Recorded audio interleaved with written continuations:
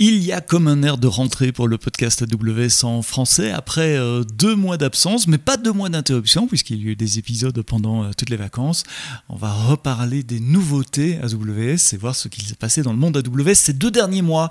Et dans cet épisode, on parle d'une nouvelle région, d'un nouveau service, d'un chargement d'images de containers dans Lambda, des adresses IPv4 qui vont devenir payantes, de S3 qui se dote d'un endpoint pour les applications qui ont besoin d'un accès à travers un file system.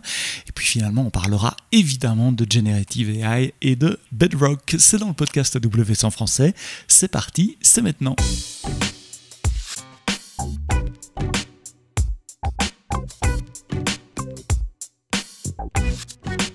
Bonjour à toutes et à toutes, merci d'être là, merci d'être fidèles au rendez-vous du vendredi matin du podcast AWS en français. Podcast qui ne s'est pas arrêté pendant les vacances, puisqu'il y a eu des épisodes pendant toutes les vacances. On a parlé de CloudFront, d'accélération pour vos applications HTTP, HTTPS. On a parlé de Time Series, avec 2 épisodes d'ailleurs sur les Time Series. Plein d'autres sujets à découvrir dans toutes les bonnes applications de podcast et sur le site du podcast AWS en français évidemment, dont vous trouvez l'adresse dans les notes de ce podcast. 25 août aujourd'hui, ça sent comme un peu la fin des vacances ou la fin de l'été. Retour à nos bonnes habitudes avec une semaine sur 2 un podcast qui est un épisode qui est un retour d'expérience d'un de nos clients ou de nos partenaires, et puis une semaine sur 2 les nouveautés AWS des 2 dernières semaines, et ici je vais faire même les nouveautés des 2 derniers mois puisqu'il y a plein de sujets, notamment un événement qui s'appelle AWS On Tour. Mes collègues Developer Advocate vont prendre un bus et vont partir sur la route pour faire le tour des capitales européennes. Il y a des dates à Bruxelles, à Madrid, à Lyon, à Paris, à Zurich, à Francfort, à Milan, à Londres. J'en ai peut-être oublié quelques-unes. Je vous mets le lien vers les pages d'inscription pour votre date, votre ville. Ça se passera entre le 18 septembre et le 6 octobre. Inscrivez-vous. On débarque chez vous dans votre ville avec un bus et pendant toute la journée, il y a des conférences données par des experts AWS avec plein de démos techniques. C'est pour les builders, c'est pour les gens qui ont les mains sur le clavier. La première nouvelle que je voulais partager avec vous pour ce mois de juillet et d'août, c'était le 1er août. Mon collègue Shani Yoon a annoncé la nouvelle région AWS Israël à Tel Aviv, qui s'appelle par son petit nom d'API IL-Central-1. Alors comme d'habitude, les nouvelles régions sont lancées avec un sous-ensemble de services, un sous-ensemble qui grandit de semaine en semaine. C'est incroyable, j'ai regardé les news au mois d'août et quasiment toutes les semaines, il y avait des nouveaux services qui s'ajoutent à cette région. AWS a un long historique de présence en Israël, a aidé les startups, les grandes entreprises, le gouvernement également, puisque en 2021, le gouvernement d'Israël a annoncé un programme cadre qui s'appelle le contrat Nimbus pour utiliser le cloud AWS pour toutes les agences gouvernementales israéliennes. Et puis il y a aussi Annapurna Lab. On parle souvent d'Annapurna Lab, c'est cette société qu'AWS a rachetée en 2015, spécialisée dans les semi-conducteurs, et c'est Annapurna Lab qui conçoit et construit les chips Graviton que vous utilisez sur les instances G quelque chose, ou les chips spécialisés Inferentia, Trenium ou le système Nitro par exemple. Tout ça c'est conçu par Annapurna Lab en Israël. Ça nous donne un total maintenant de 32 régions disponibles pour déployer vos workloads. Comme d'habitude, avec les nouvelles régions, vous devez les activer. Elles ne sont pas actives par défaut. Donc, si vous avez besoin de déployer des workloads sur la région Israël, vous pouvez aller activer cette région-là dans la console. Il y a 102 zones de disponibilité. Et puis, on vous rappelle également qu'on travaille sur 4 nouvelles régions qui viendront renforcer ces 32 régions dans les mois et les années qui viennent. Le Canada, la Malaisie, la Nouvelle-Zélande et la Thaïlande. Cet été, je suis tombé sur un white paper également, écrit par des principal engineers chez AWS, qui explique comment on fait pour charger les containers sur AWS Lambda. Vous savez, à chaque fois qu'une nouvelle instance d'une fonction Lambda démarre, on doit télécharger votre code et puis l'instancier. Tout ça, ça tourne dans des micro-VM sous Firecracker, et le challenge, c'est évidemment de télécharger votre code et de l'instancier le plus rapidement possible pour démarrer la fonction Lambda le plus rapidement possible. possible. Alors au début, quand une fonction lambda c'était un fichier zip avec 250 mégas maximum, ça allait relativement facilement, mais depuis 2020 c'est possible pour vous de déployer des images de containers jusqu'à 10 gigabytes.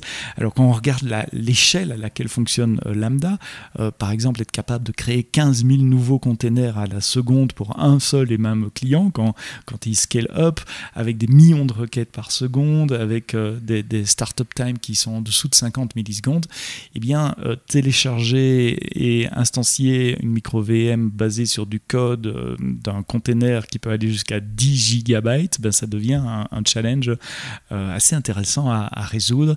Et ce white paper scientifique explique quelles sont les méthodes qu'on a utilisées pour rendre cela possible, donc mettre à disposition des containers en quelques millisecondes, même si l'image disque est très très grande. Alors ça passe par différents niveaux de cache, ça passe par de la déduplication, parce que quand vous uploadez des containers, les images de base de Docker sont souvent les mêmes, et donc on déduplique au niveau bloc sur les file systems. Ça passe également par du préchargement, de la compression. Enfin voilà, on explique tout ça. Le Garbage Collection également dans le cache. C'est un papier fascinant qui explique les différents choix technologiques qui ont été faits, les choix de design, d'implémentation qu'avait l'équipe, pourquoi ils ont fait ces choix-là, pourquoi ils ont retenu ces solutions et comment ça marche sous le capot. Si vous êtes curieux de savoir comment fonctionne AWS Lambda, je vous recommande vivement la lecture de ce white paper qui, bien que scientifique et un peu mathématique, est tout à fait accessible au plus grand nombre si vous avez un background un tout petit peu technique, que vous connaissez AWS Lambda et les containers. Je vous mets le lien du PDF dans les notes de ce podcast. Une nouveauté pour S3, ça fait plus de 10 ans que j'explique qu'S3 n'est pas un file system. S3 c'est un object store, on y stocke des objets et on retrouve des objets. Et bien voilà qu'on lance en open source un driver, un mount point for Amazon S3. En gros c'est un driver que vous installez pour Linux et qui vous permet de rendre visible un bucket S3 comme si c'était un file system ou quasiment comme si c'était un file system. Alors pourquoi est-ce qu'on fait ça? C'est parce qu'il y a certaines applications que vous ne pouvez pas modifier, qui ont besoin de travailler sur des fichiers qui sont dans un file system, mais vous voulez les faire travailler sur des objets qui sont dans un bucket S3, et jusqu'à présent, vous aviez que la possibilité de télécharger tous les objets, downloader les objets temporairement sur un file system, faire travailler votre application sur les objets du file system, et puis remettre les résultats dans S3. Et bien maintenant, votre application pourra travailler directement sur S3 grâce à ce driver qui permet d'accéder à des objets en lecture et en écriture sur S3 comme si c'était un file system ou quasiment comme si c'était un file system. Il y a quand même quelques limites. D'abord, les objets S3 c'est 5 TB maximum, donc les fichiers que vous manipulez à travers ce mount point pour S3 c'est 5 TB également.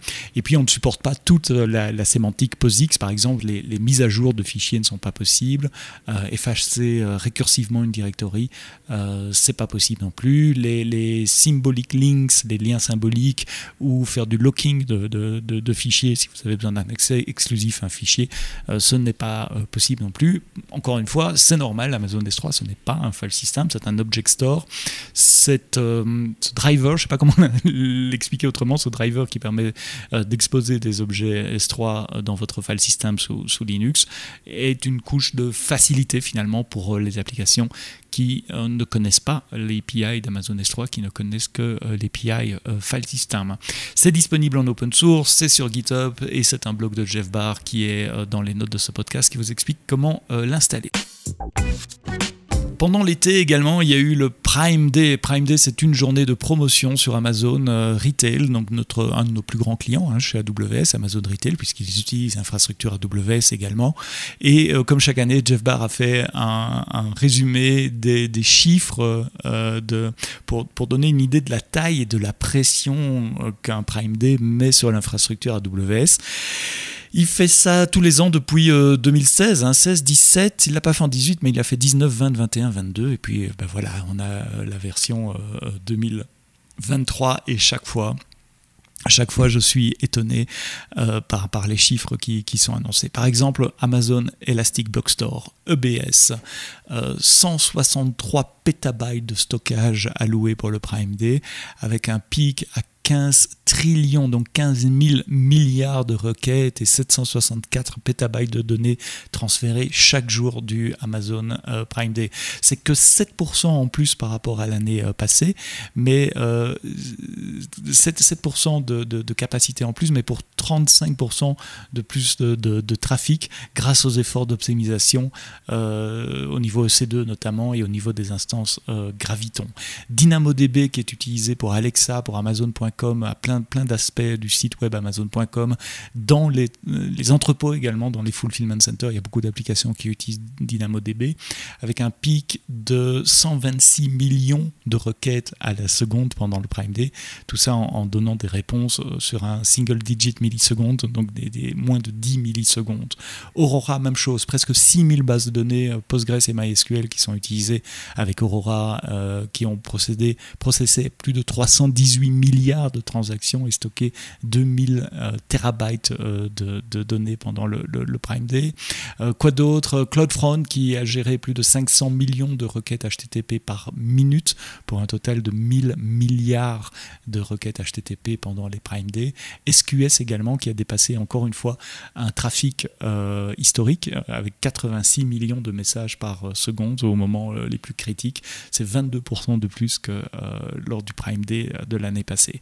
Bref, si vous avez besoin d'infrastructures informatiques pour gérer des événements exceptionnels, que ce soit des ventes, que ce soit des événements sportifs, comme on en a parlé dans le podcast AWS en français avec TF1 au début de cette année pour la Coupe du Monde de football, nous pouvons vous accompagner. On a un programme qui s'appelle AWS Infrastructure Event Management où nos solution architectes passent en revue votre architecture pour s'assurer que votre architecture est prête à recevoir des événements de cette taille-là. N'hésitez pas à nous contacter et comme d'habitude, les liens, si vous êtes intéressé, sont dans les notes dans votre application de podcast.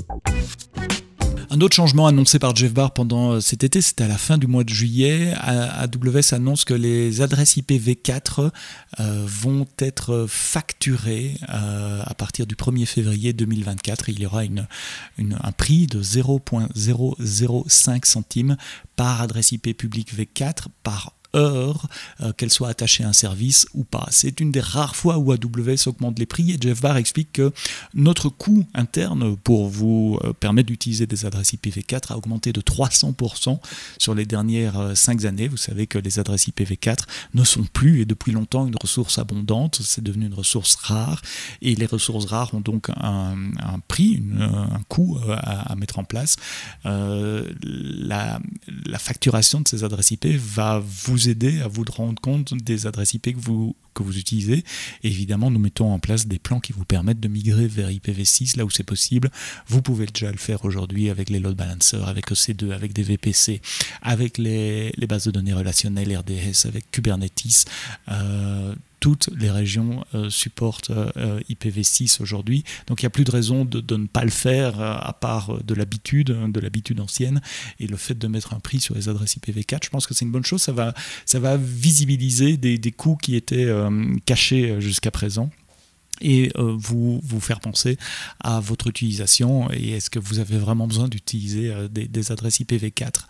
Dans le blog post, Jeff Barr met des liens vers des white papers d'architecture, vers des sites web d'IPv6 sur AWS. Il y a un épisode du podcast en français qu'on a fait sur IPv6 également. C'était à la fin de l'année passée ou l'année d'avant, en décembre 2021, avec Renaud Van Eekhout qui était Solution Architect chez AWS. On a parlé d'IPv6.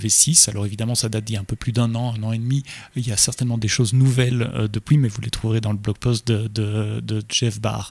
On met en place également une nouvelle console qui s'appelle Public IP Insight, qui fait partie de la console VPC qui vous permet de voir votre usage d'adresse IP publique V4 et ainsi de comprendre votre usage service par service, que ce soit des RDS, du Redshift, de l'EC2, etc. Je rappelle également qu'on supporte DNS 6.4 et NAT 6.4, je ne sais jamais dire s'il faut dire 6.4 ou 64, mais enfin de la conversion NAT d'IPv6 vers IPv4 et de la conversion DNS transparente d'IPv6 vers IPv4 pour faciliter la communication entre le monde IPv4 et le monde IPv6. Tout ça c'est expliqué dans le blog post de Jeff Barr et les notes sont dans les notes du podcast. Un nouveau service a été annoncé par mon collègue Danilo le 26 juillet, ça s'appelle AWS Entity Resolution. C'est un service qui permet d'analyser des données. Vous savez, ça vous arrive souvent en entreprise, vous avez des silos de données, par exemple des bases de données de listes de produits ou de listes de clients, et puis vous avez des entités dupliquées là-dedans, des clients qui apparaissent 2 ou 3 fois ou des produits qui apparaissent 2 ou 3 fois. Et il faut beaucoup d'intelligence souvent pour comparer des records, pour comparer, si on prend des personnes par exemple, les champs adresse, nom, prénom, téléphone, etc. pour dire oui, en fait, c'est la même personne ou non, c'est pas la même personne. Alors, il y a plein de domaines métiers où cette déduplication est nécessaire. Typiquement, les personnes, les contacts, les clients, les partenaires, les noms de société, les stocks, les produits, vos listes de produits ou des données médicales également. Et donc, ce nouveau service vous permet d'utiliser du machine learning pour essayer de détecter des duplicates dans vos bases de données. Il y a tout un wizard qui vous permet de définir les mappings entre les différents champs, entre une base et une autre, de définir les schémas que vous voulez convertir, les inputs, les outputs. Bref, vous faites tout ça dans la console ou à travers une API comme d'habitude, et puis vous laissez le service fonctionner et il vous donne une liste des candidats à la déduplication sous la forme d'un fichier sur S3 typiquement. C'est disponible dans pas mal de régions. En Europe, c'est à Francfort, en Irlande et à Londres. Et puis comme d'habitude, il y a d'autres régions qui seront ajoutées après. Si vous avez ce besoin de déduplication de vos données, je vous invite à regarder ce nouveau service AWS qui s'appelle AWS Entity Resolution. Et pour terminer, on va un peu parler de Generative AI. Vous savez, ces Large Language Models qui sont capables de générer de l'information, que ce soit texte, image, son, dont on parle partout pour le moment. Le service d'Amazon, d'AWS qui permet de vous donner accès à des Large Language Models pour vos applications d'entreprise s'appelle Amazon Bedrock. Il est en preview pour le moment. J'en ai déjà parlé dans le podcast AWS en français et on en parlera encore. C'est une preview privée, donc vous devez vous inscrire et puis attendre quelques jours, quelques semaines avant d'avoir un accès à Bedrock. Bedrock vous donne accès à plusieurs Large Language Models, celui d'Amazon également, ceux de Stable AI pour ce qui est de la génération d'images, ceux de Anthropy Claude sont disponibles également, et puis il y en a encore quelques autres, celui de AI21 par exemple, celui de Cohere, je ne sais pas trop comment on prononce en anglais. Donc vous pouvez accéder à ces Large Language Models de base, vous pouvez faire du fine-tuning évidemment, et la capacité qu'on a rajoutée au mois de juillet, c'est la possibilité de créer un agent, puisque vous savez, ces Large Language Models, ils sont capables de générer du texte sur base de leur training, mais leur training, forcément, il s'arrête à une date, à la date où on a fait le training. Souvent, on dit sur ChatGPT, par exemple, que le modèle s'arrête en 2020 ou 2021, il n'y a pas de connaissances après cela. Et donc, pour ajouter du temps réel des données moderne, des données chaudes dans les prompts d'output de ces Large Language Models, on utilise des agents. Et un agent, c'est un petit morceau de code que vous allez fournir au Large Language Model et qu'il va interroger, une API, ou une SPI si je veux être précis, qu'il va interroger au moment de la query pour enrichir sa réponse avec des données qui viennent d'une API. Typiquement, si vous voulez consulter des contrats d'assurance, l'état d'un stock, le cours d'une valeur à la bourse par exemple, eh bien vous pouvez fournir un agent qui implémente une API, donc un SPI, que le modèle va interroger lorsqu'il est interrogé, de manière à collecter les données qui viennent de votre API en temps réel pour enrichir les prompts avec les valeurs de votre API. Donc on a rajouté la possibilité de rajouter des agents dans Bedrock. C'est ma collègue Ange de San Francisco qui a écrit le blog post qui vous montre comment ça marche. Les agents, c'est une fonction lambda qui doit implémenter certains points d'entrée de manière à ce que votre code puisse être appelé par Bedrock au moment de l'interrogation d'un modèle, et il doit fournir une output évidemment dans un format spécifique de manière à pouvoir exploiter les résultats fournis par votre fonction lambda. Tout ça est super bien expliqué, j'espère que je l'ai bien expliqué dans le podcast également aussi, et puis on en profite pour vous rappeler aussi que sur deeplearning.ai il y a un cours créé par AWS qui s'appelle Generative AI with Large Language Models auquel vous pouvez vous inscrire aujourd'hui. Voilà pour les nouvelles que j'avais épinglées pendant le mois de juillet et août. J'ai essayé de restituer les nouvelles qui me semblent les plus importantes pour vous, les builders, les gens qui ont les mains sur le clavier. Merci d'avoir écouté le podcast AWS en français jusqu'au bout. On se retrouve la semaine prochaine avec un nouvel épisode où on parlera d'architecture hybride, cloud et on-prem, spécifiquement dans le monde des médias, pour la retransmission d'événements sportifs, pour l'encodage vidéo par exemple. On discutera de différents use cases avec la société Atem qui a déjà été invitée dans le podcast. Merci d'avoir écouté cet épisode en français jusqu'au bout. Rendez-vous la semaine prochaine pour un nouvel épisode. Et d'ici là, quoi que vous codiez, codez-le bien.